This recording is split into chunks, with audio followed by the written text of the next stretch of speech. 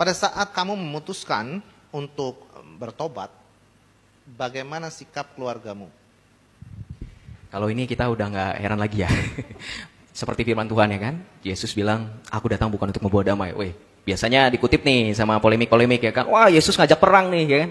Tapi makna dalamnya ternyata kedatangan Tuhan, Yesus itu memberitakan suatu berita yang membuat orang yang denial seperti mereka itu, yang tidak menerima kenyataan bahwa firman Allah telah turun datang menjadi manusia yang nyata gitu kan, yang telah hadir di tengah-tengah kita, itu semakin jelas pertentangan itu. Sehingga reaksi orang tua saya seperti pada umumnya gitu, menolak awalnya ya, awalnya memang menolak, awalnya keras.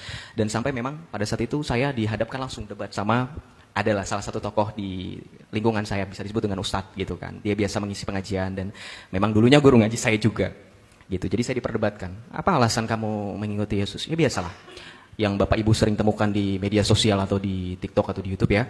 Sama sebenarnya, polanya sama, mereka sudah kalau dibilang apa ya, sudah terprogram lah ya pertanyaannya, terus kemudian reaksinya ketika kita pun sudah bisa menjawab gitu kan. Jadi ketika ditanya kenapa kamu memilih Yesus, saya jawab pada saat itu. Dan pikir saya begini, saya pada saat itu Bapak Ibu jujur tidak pernah sama sekali bisa paham Alkitab. Waktu itu saya diam-diam beli Alkitab, Pastor, teman-teman semuanya. Diam-diam saya beli, mengumpulkan uang sendiri, saya nabung sendiri, saya beli Alkitab di Gramedia. Saya baca itu nggak ngerti sama sekali, jujur.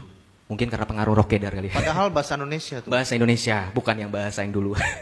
Bahasa Indonesia, harusnya bisa kan ya? Sama seperti kita baca buku biasa, nggak ngerti. Tapi pada saat itu, saya waktu itu menemukan firman Tuhan ya kan. Oleh karena namaku, kamu akan dibenci, kamu akan diserahkan ke mahkamah agama. Tapi kemudian Yesus bilang apa?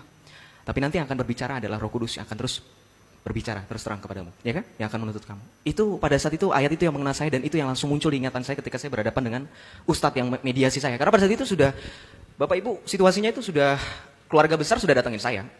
Jadi rembukan gitu. Jadi saya seolah-olah itu seperti apa ya, kriminal kali ya, seperti mohon maaf seperti mungkin habis ngapain gitu kan. Nah, jadi ketika itu saya diperhadapkan dengan pertanyaan-pertanyaan yang biasa dan dengan pada saat itu saya tidak memahami firman Tuhan. Betul-betul 100%. Beli Alkitab itu saya baca Kejadian sampai Perjanjian Lama itu saya nggak ngerti. Saya lengkap akhirnya. Perjanjian Baru dari Injil Matius itu juga saya nggak ngerti. Saya cuma comot-comot ayat. Akhirnya ketika ditanyakan itu, puji Tuhan Bapak Ibu, sampai di titik saya ingat pertanyaan terakhir yang membuat ustadz itu akhirnya tidak lagi, oknum tersebut ya, tidak lagi bertanya lagi adalah ketika berbicara mengenai murtad saya. Dia bilang begini, saya percaya nanti kamu akan menemukan kembali lagi kepada, yaitu hidayah, kalau itu disebutnya. Saya bilang begini, saya skak bilang gini, Bapak percaya bahwa semua adalah rancangan dan ketetapan Tuhan. Betul nggak? Saya bilang gitu. Di iman kita percaya kodo dan kodar. Saya bilang gitu. Percaya kepada takdir. Artinya sekalipun saya murtad, ini adalah takdir. Takdir siapa berarti? Kalau saya murtad dan saya tidak kembali lagi berarti takdir siapa? Apakah Bapak mau menyalahkan Tuhan juga? Dia tidak menjawab. Dia bilang katanya, kamu bisa berubah, kamu bisa. Saya bilang, saya sudah 3 tahun, 4 tahun Bapak Ibu.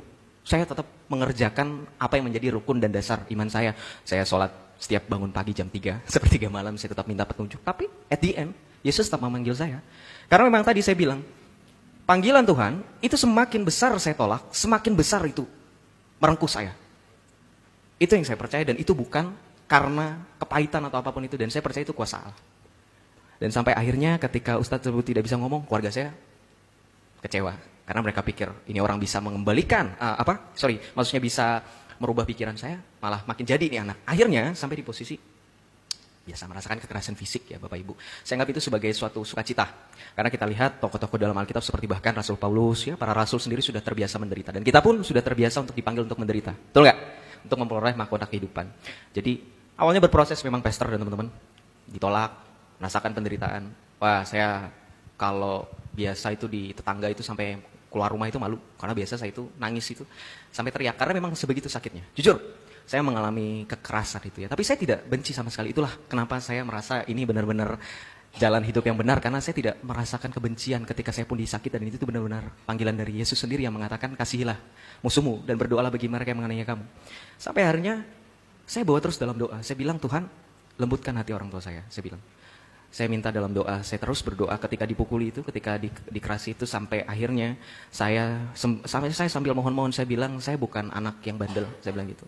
Saya nurut, saya juga ya kalau dibilang sombong, tapi pada saat itu saya ceplas-ceplos, saya bilang saya apapun buat mama, buat papa, buat keluarga, saya menyumbangkan prestasi ranking 1 terus dan seterusnya. Sampai di posisi saya bilang, kalau memang mau saya dimatikan, saya bilang matikan aja gitu. Sampai akhirnya mama saya. Oh pernah diancam dibunuh? Pernah saya diancam dibunuh, itu pernah sama om saya itu. Jadi memang ya sudah sampai seperti itu. Oke. Sampai akhirnya berkurang demi sedikit sampai detik ini.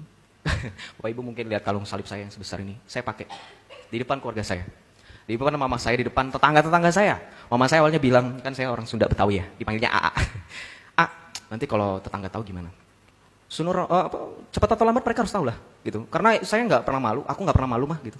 Mengikuti Yesus itu bukan kemaluan. Saya sampai bilang begini loh, ibu saya tuh sampai diem itu saya bilang begini, Yesus aja udah terbiasa kok di kayu salib dikata-katain orang, masa saya harus malu-malu mengikuti dia, ya nggak? Betul nggak Bapak Ibu? Yesus mati demi kita itu semua.